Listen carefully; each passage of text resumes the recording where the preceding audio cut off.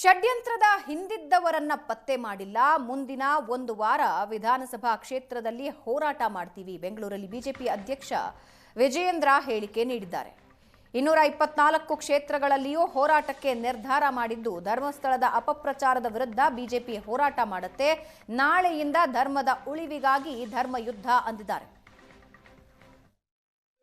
ಯಾವ ಸಂಘಟನೆಗಳು ಇದರಿಗೆ ಶಕ್ತಿ ತುಂಬುವಂತ ಕೆಲಸ ಮಾಡ್ತಾ ಇದ್ದಾವೆ, ಇದನ್ನ ಬಲಿ ಹಾಕ್ತಕ್ಕಂಥ ಕೆಲಸ ರಾಜ್ಯ ಸರ್ಕಾರ ಮಾಡದೇ ಇರತಕ್ಕಂಥ ಸಂದರ್ಭದಲ್ಲಿ ಭಾರತೀಯ ಜನತಾ ಪಾರ್ಟಿ ನಾವಿವತ್ತು ನಿರ್ಧಾರ ಮಾಡಿದ್ದೇವೆ.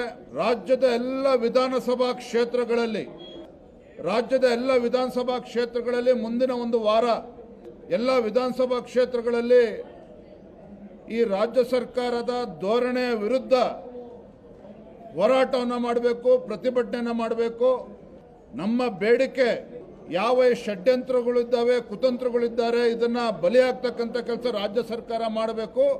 ಇಂಥ ದುಷ್ಟಶಕ್ತಿಗಳ ವಿರುದ್ಧನೂ ಕೂಡ ಕೇಸನ್ನು ರಿಜಿಸ್ಟರ್ ಮಾಡಿ ಅವ್ರ ಮೇಲೆ ಬಿಗಿಯಾಗಿರ್ತಕ್ಕಂಥ ಒಂದು ಕ್ರಮವನ್ನು ತೆಗೆದುಕೊಳ್ಬೇಕು, ಶಿಕ್ಷೆ ಆಗಬೇಕು. ಹಾಗಾಗಿ ಭಾರತೀಯ ಜನತಾ ಪಾರ್ಟಿ ಹೋರಾಟವನ್ನು ಮಾಡ್ತೇವೆ. ಪ್ರತಿ ವಿಧಾನಸಭಾ ಕ್ಷೇತ್ರದಲ್ಲೂ ಕೂಡ ನಾವು ಹೋರಾಟವನ್ನು ಮಾಡ್ತೇವೆ. ಧರ್ಮದ ಉಳಿವಿಗಾಗಿ ಧರ್ಮ ಯುದ್ಧ ಇವತ್ತು ಘೋಷಣೆ ಮಾಡಿದ್ದೇವೆ. ನಾಳೆಯಿಂದ ಮುಂದಿನ ಒಂದು ವಾರ ಎಲ್ಲ ವಿಧಾನಸಭಾ ಕ್ಷೇತ್ರದಲ್ಲೂ ಕೂಡ ನಾವು ಪ್ರತಿಭಟನೆ ನಾವು ಮಾಡೋರಿದ್ದೇವೆ. ತನಿಖೆಯ ಸಂದರ್ಭದಲ್ಲಿ ಯಾವ ರೀತಿ ನಿರಂತರವಾಗಿ ಸಾಮಾಜಿಕ ಜಾಲತಾಣಗಳಲ್ಲಿ ಅಪಪ್ರಚಾರಗಳು ನಿರಂತರವಾಗಿ ನಡ್ಕೊಂಡು ಬಂದಿದೆ, ಯಾವುದೇ ಅಪಪ್ರಚಾರವನ್ನು ನಿಲ್ಲಿಸ್ತಕ್ಕಂಥ, ತಡಿತಕ್ಕಂಥ, ಕಟ್ಟಿ ಹಾಕ್ತಕ್ಕಂಥ ಕೆಲಸ ರಾಜ್ಯ ಸರ್ಕಾರ ಮಾಡಲಿಲ್ಲ, ಪೊಲೀಸ್ ಇಲಾಖೆ ಮಾಡಲಿಲ್ಲ.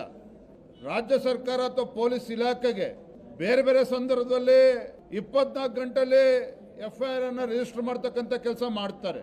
ಆದರೆ ಧರ್ಮಸ್ಥಳದ ವಿಚಾರ ಬಂದಾಗ ಕೋಟ್ಯಾಂತರ ಭಕ್ತರ ಭಾವನೆಗೆ ಧಕ್ಕೆ ತರ್ತಾ ಇದ್ರೂ ಸಹ ಈ ಅಪಪ್ರಚಾರಗಳು ರಾಜ್ಯ ಸರ್ಕಾರ ಇದನ್ನು ತಡಿತಕ್ಕಂಥ ಕೆಲಸ ಮಾಡಲಿಲ್ಲ. ಇದು ವ್ಯವಸ್ಥಿತವಾಗಿರ್ತಕ್ಕಂಥ ಷಡ್ಯಂತ್ರ ರಾಜ್ಯ ಸರ್ಕಾರದ ವತಿಯಿಂದ.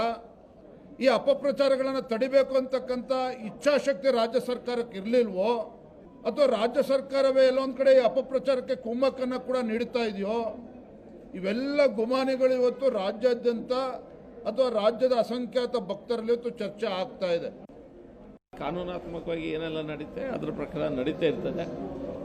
ನಮ್ಮ ನಂಬಿಕೆ ಏನಂತ ಹೇಳಿದರೆ, ಆ SIT ತನಿಖೆಯ ಸಮಯದಲ್ಲಿ ಯಾರೆಲ್ಲ ಯೂಟ್ಯೂಬ್ನಲ್ಲಿ ಬೇರೆ ಬೇರೆ ಸೋಷಿಯಲ್ ಮೀಡಿಯಾ ಚಾನೆಲ್ಗಳಲ್ಲಿ ಅಲ್ಲಸಲ್ಲದ ವಿಷಯಗಳನ್ನು ಹಾಕ್ತಾ ಇದ್ದಾರೆ, ಅದ್ರ ಬಗ್ಗೆ ತನಿಖೆ ಆಗಬೇಕು ಅನ್ನೋದು. ಉಳಿದೆಲ್ಲದು ಕಾನೂನಾತ್ಮಕವಾಗಿ ಏನು ನಡೀತಾ ಇದೆ ಅದು ನಡೀತಾ ಇದೆ. ಕಾನೂನಾತ್ಮಕವಾಗಿ ಏನೆಲ್ಲ ನಡೀತೆ ಅದರ ಪ್ರಕಾರ ನಡೀತಾ ಇರ್ತದೆ. ನಮ್ಮ ನಂಬಿಕೆ ಏನಂತ ಹೇಳಿದರೆ, ಆ SIT ತನಿಖೆಯ ಸಮಯದಲ್ಲಿ ಯಾರೆಲ್ಲ ಯೂಟ್ಯೂಬ್ನಲ್ಲಿ ಬೇರೆ ಬೇರೆ ಸೋಷಿಯಲ್ ಮೀಡಿಯಾ ಚಾನೆಲ್ಗಳಲ್ಲಿ ಅಲ್ಲಸಲ್ಲದ ವಿಷಯಗಳನ್ನು ಹಾಕ್ತಾ ಇದ್ದಾರೆ, ಅದ್ರ ಬಗ್ಗೆ ತನಿಖೆ ಆಗಬೇಕು ಅನ್ನೋದು. ಉಳಿದೆಲ್ಲದು